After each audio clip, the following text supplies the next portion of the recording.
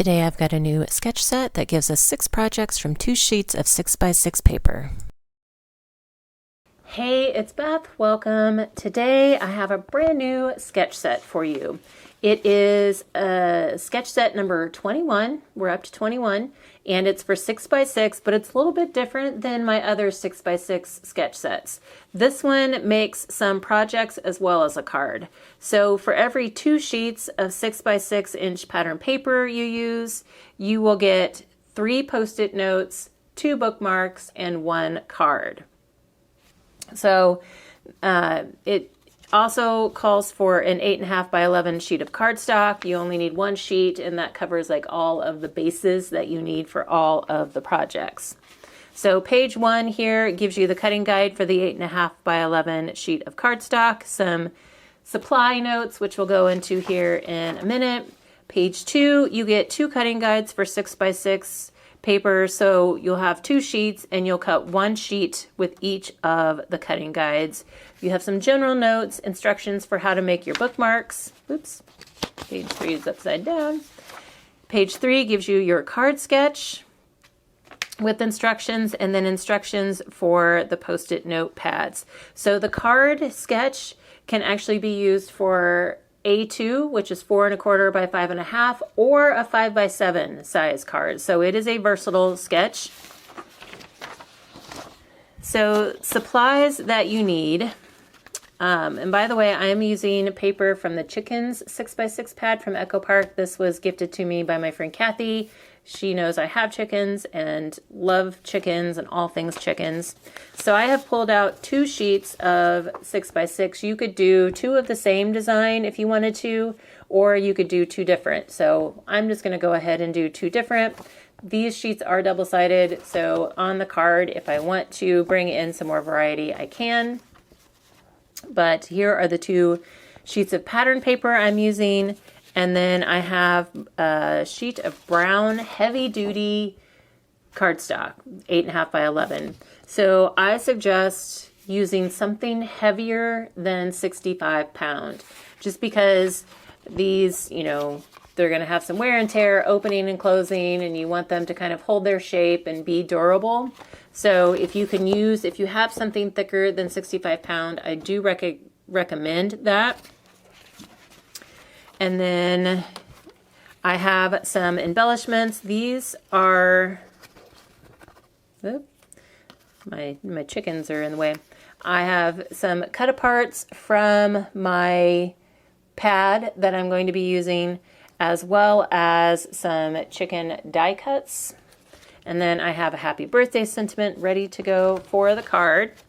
I have A2 size card base.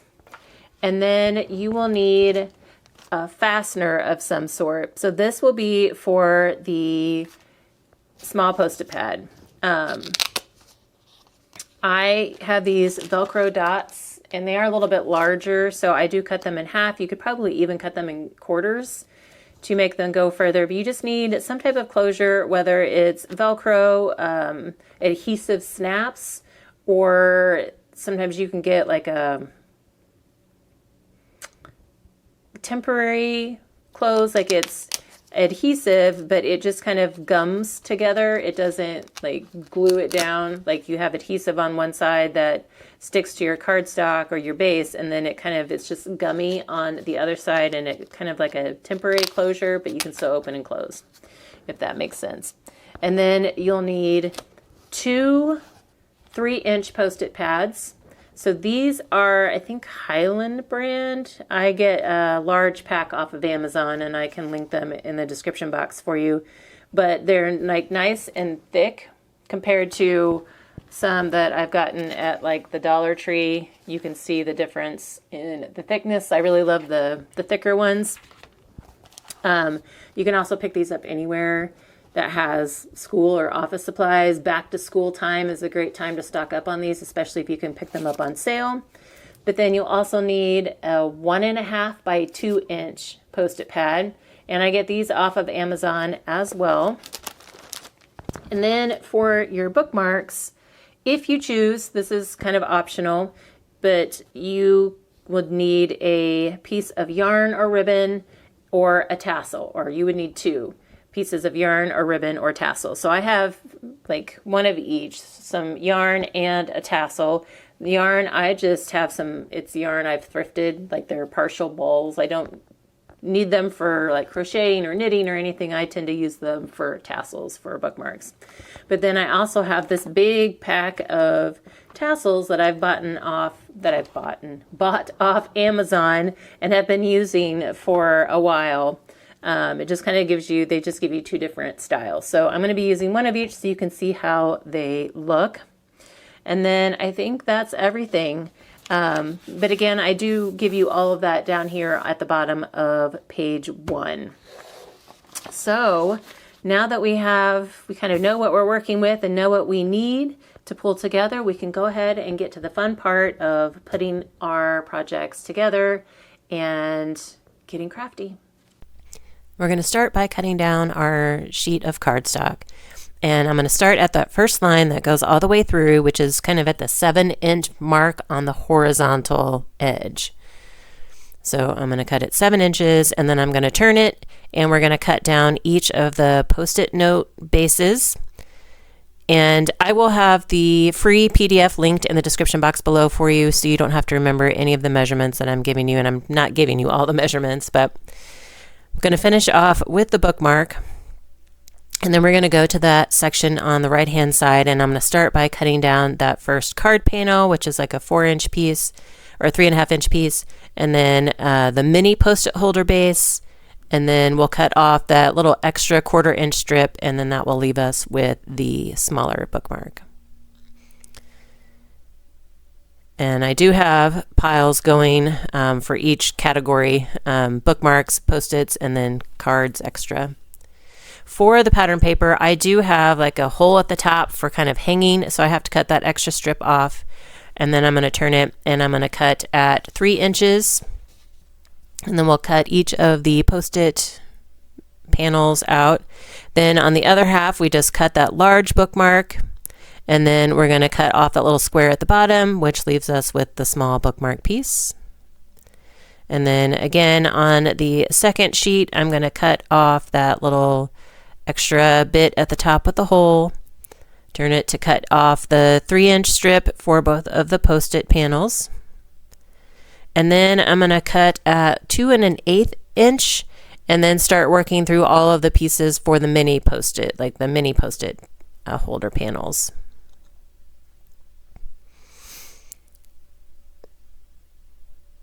And I'm adding these again to my panel, or to all of my piles, just to kind of keep things a little more organized.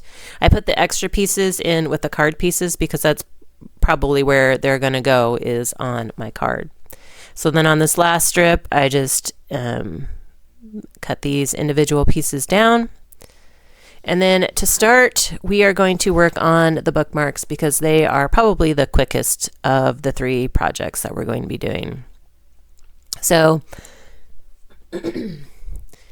I'm going to be using some wet glue to adhere my pattern paper to my cardstock. You could use double-sided tape as well. If you are gifting these or selling these, I would suggest using a heavier duty glue just so that they're more durable. If they're for yourself, you could always use a tape runner type adhesive if you choose.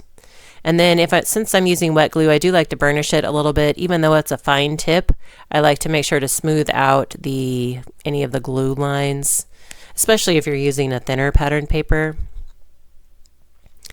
And then if you'd like, you could leave the bookmarks flat just like this. That's kind of a trend right now.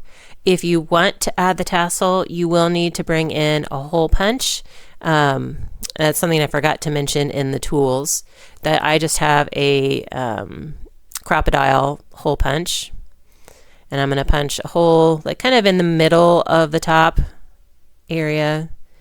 And then for the actual tassel that I'm using, I just put in kind of the non-tasseled end, like that loop through from the front, pull it up, stick my tassel in that loop, and then kind of pull it tight. And then I do add some glue and let it hold it for a bit just to make sure that the tassel will stay on. For my yarn tassel, I think it's like a 24-inch strip of yarn, and I just fold it in half once, fold it in half again, and then I'm going to put the loop only end through, and then I'm going to take the two kind of open ends and I'm going to wrap them around the back and back to the front so that I can tie a knot and it kind of holds that tassel like in place. So I just tie a double knot, and then we'll cut off the top end, like the loops, and then you can make this as short as you want. And then now you have kind of that tassel-y look. So then next we're going to move on to the post-it holders. And something else I forgot to mention in the tools. So I've added all of this to the PDF supply list, but you will need some type of scoring tool. You can use your trimmer and a stylus like this. And I do give you the score marks on the cutting guide for the cardstock piece. But these are really simple. You're just scoring at 3 1/4 inches in from both sides. But you can use your trimmer and a stylus, or I even have an older Fiskars trimmer that has a scoring tool attached to it. You can use a scoreboard, or you can use a ruler and a stylus, or a ruler and a pointed bone folder. So whatever type of scoring tools you have, it's just very helpful to have these score marks so that you can get some good solid folds. So for the mini post-it holder, it does have some extra score lines. You do score at 1 1/8 inches, 1 1/2, 3 1/8 inches, and then 3 1/2 inches. And again, these are on the 8.5 by 11 cutting guide, and I'm going to kind of show you where that's located here. I give you dotted lines for the score marks, and then I give you the scoring instructions as well. So once we get those scored, we can start decorating up the bases. So for the 3-inch pieces, I'm just adding one of the 3-inch panels to each end.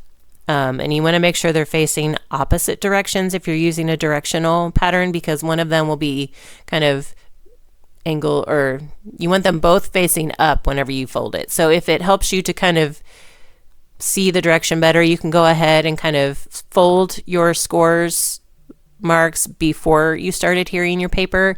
I've just done this so many times I kind of forget to do that, and I know kind of which direction my paper needs to go.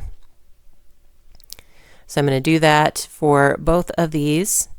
And then I like to decorate mine before I add the Post-it pad, just because it's easier to decorate it when it's flat for me anyway. So once I get these pieces adhered, I can go ahead and bring in my embellishments. And again, I'm using wet glue. You could use double-sided tape. If you're gifting these, you want something heavy duty so that, or if you're selling these, you want something heavy duty again so that they're durable, because you're going to be opening and closing them quite a bit. And then for one of them, I have a 3-inch cut apart that I need to trim down so that you can actually see my cute little chicken pattern on the front. So I think I trim it down to like 2.5 inches, and then forget that I also need to trim down the top and bottom a little bit. So I do bring my trimmer back over and take off just a hair from the top and bottom. And then now you can still see some of the cute chickens around my Chicken Love piece. And you can embellish these with anything: stickers, 3D embellishments, paper flowers, die cuts that you've made, die cuts that you've bought. Like, it's endless. However you want to decorate them, is up to you. This is just what I chose to go with. So I have one of the, I think they're 1.5 to 2 inch cut aparts. I think 1.5 inch cut aparts that I've turned to the back side, and I've just put it in kind of like a diamond direction, where not, that way you can see the points kind of behind my main cut apart here, and it just gives it a little bit of highlight, I guess. Helps it stand out just a little bit more. So now I'm going to fold this up, and I'm using my bone folder just to kind of help me get some good creases. And then I can add my Post-it pads. So I'm going to switch to some double-sided tape. And I think this is actually the Sookwane tape. I also use scrapbook.com. It just kind of depends on which one is the handiest. But I'm using the double-sided tape just because it will hold right away. I don't have to wait for it to dry. It won't move around. So it's a little more tedious because you have to put the strips down and then peel out the backing. But like I said, I don't have to worry about it shifting on me. So have that tape on. I love to burnish things, as you'll notice. I'm going to burnish it down and then peel off the backing, and then go ahead and when I'm adhering it into the holder, I'm going to line it up almost at that, almost to the top of the back side, but just below the score line, if that makes sense. And then I try to make sure there's an even border around the other three sides. So I get that down. And then again, I'm burnishing. Burnish, burnish, burnish. And that is the first one.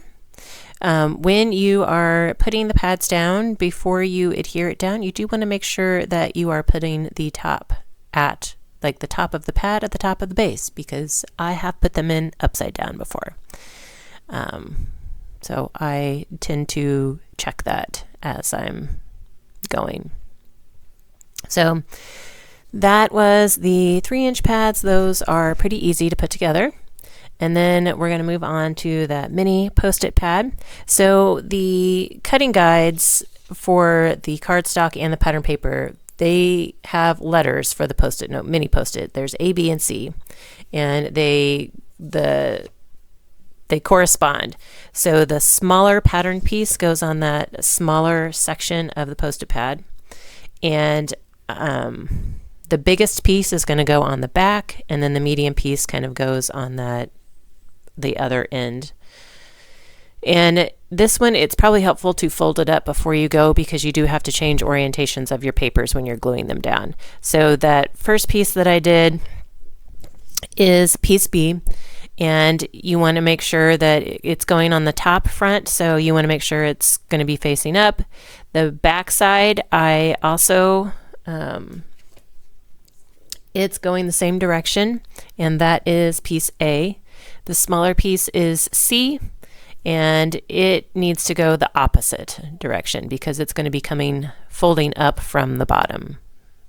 It'll make more sense when I fold it up here. So now you can kind of see, if you're using non-directional paper, it doesn't matter. I have two little, a chicken and a rooster actually, that I have die cut out of some scraps. And I'm just going to add them down facing each other on the B panel. And then the decoration is done.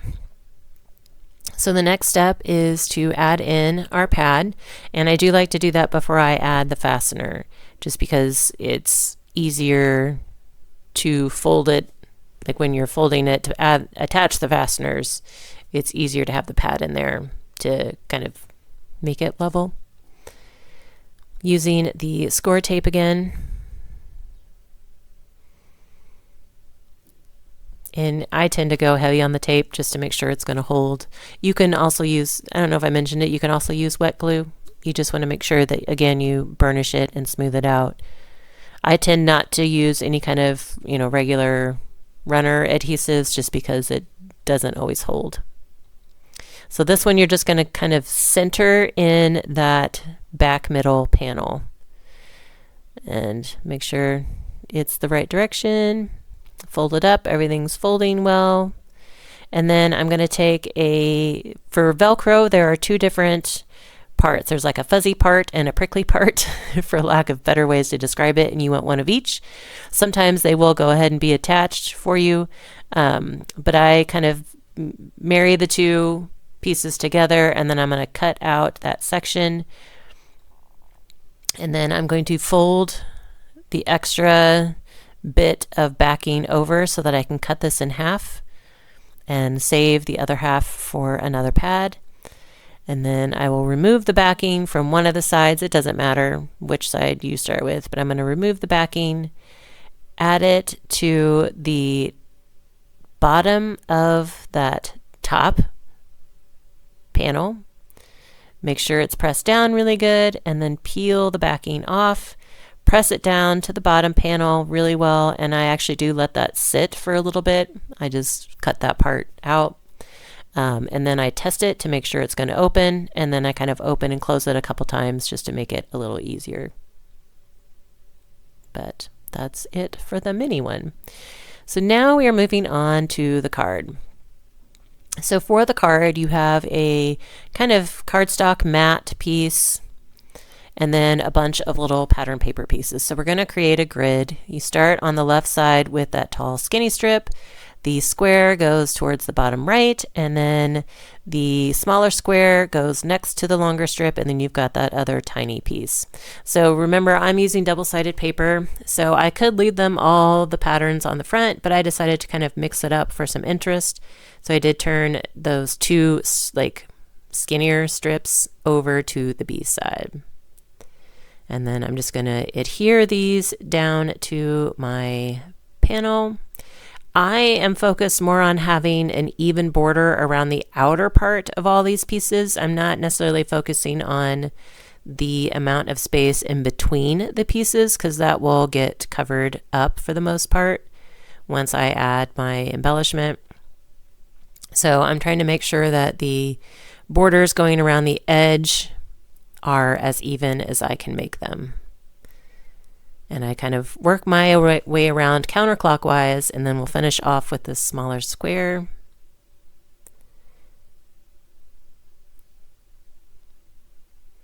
And then I'm going to, I have another cut apart from the pad, like one of the smaller cut aparts that will be my embellishment. It says, "Hey Chick." So here I am using my ATG runner to adhere this panel to my card base. And you would do this for all, like whether you're doing A2 or 5x7.